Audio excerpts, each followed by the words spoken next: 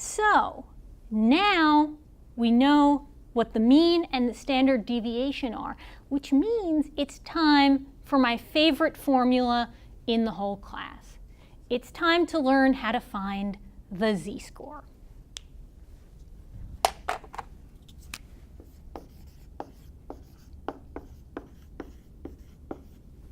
You might ask, what does z stand for?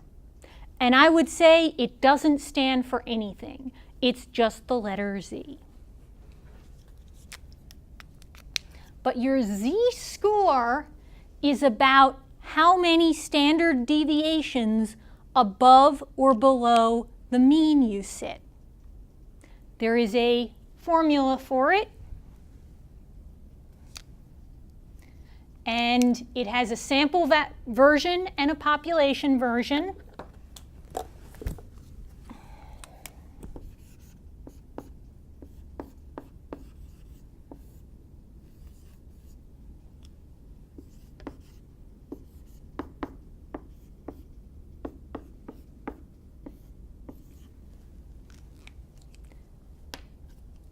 Either way you slice it, it's value minus the mean divided by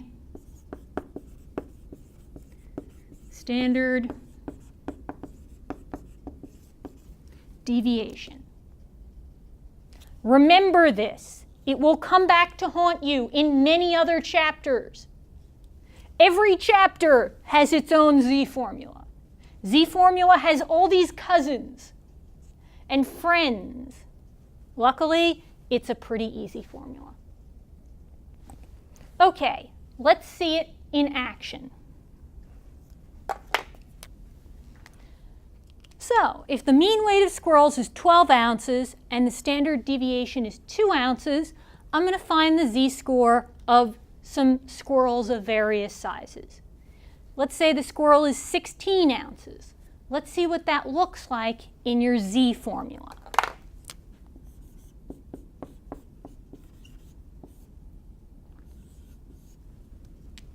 What's this? The standard deviation, which is 2. What's this? The specific squirrel that we care about, which is 16.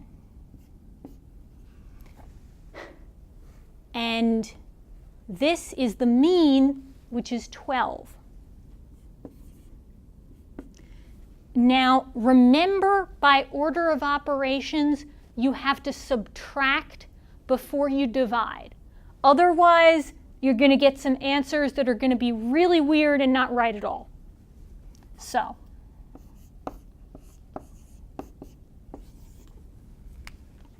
a 16-ounce squirrel has a z-score of 2. Let's try a couple other squirrels.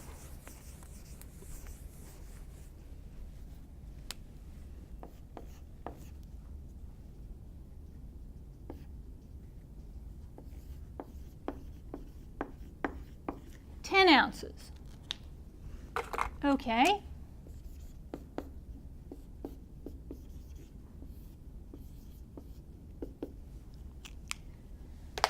For this, the mean and the standard deviation hasn't changed. All that's changed is the specific squirrel that we care about.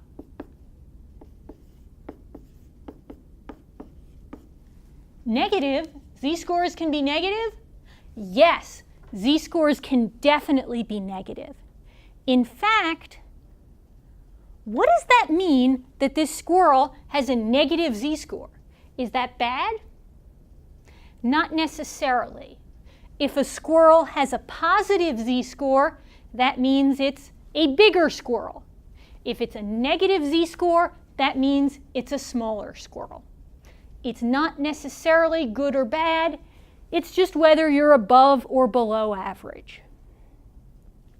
If you take a test, you want a positive z-score. But if we're looking at how long it takes you to run a mile, maybe you want a negative z-score.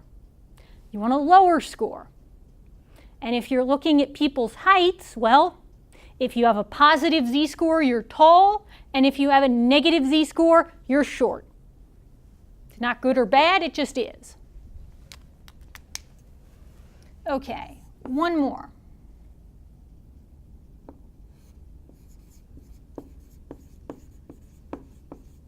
$13.5.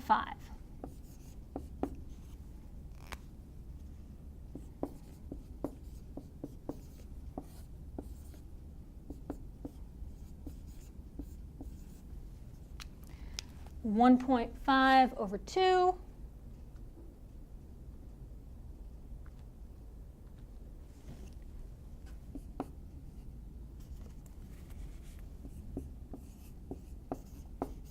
.75.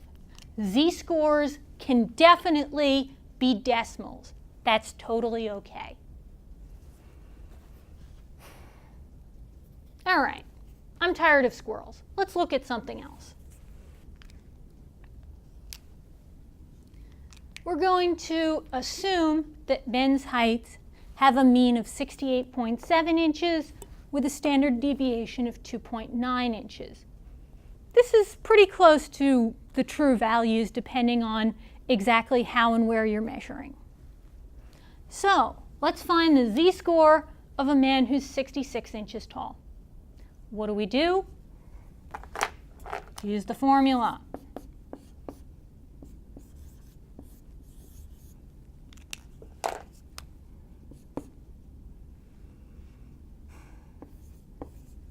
X is the particular man that we care about.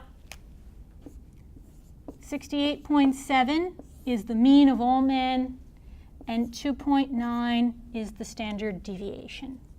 So, subtract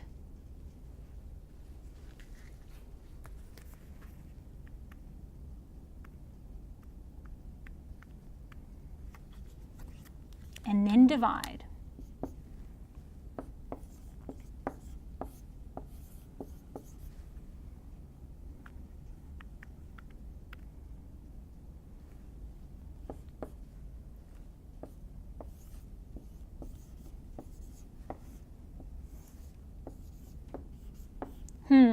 When should I stop?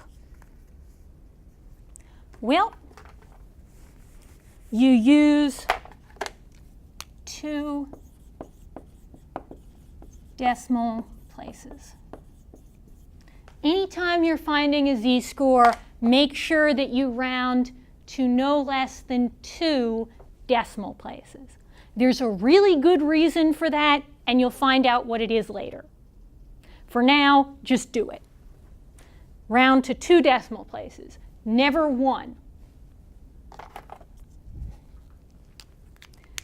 So, at this point, you should be getting the idea of how to calculate z-scores. It's not a terribly complicated formula. You subtract, you divide. The other question is, why do we calculate z-scores, and what does a z-score mean?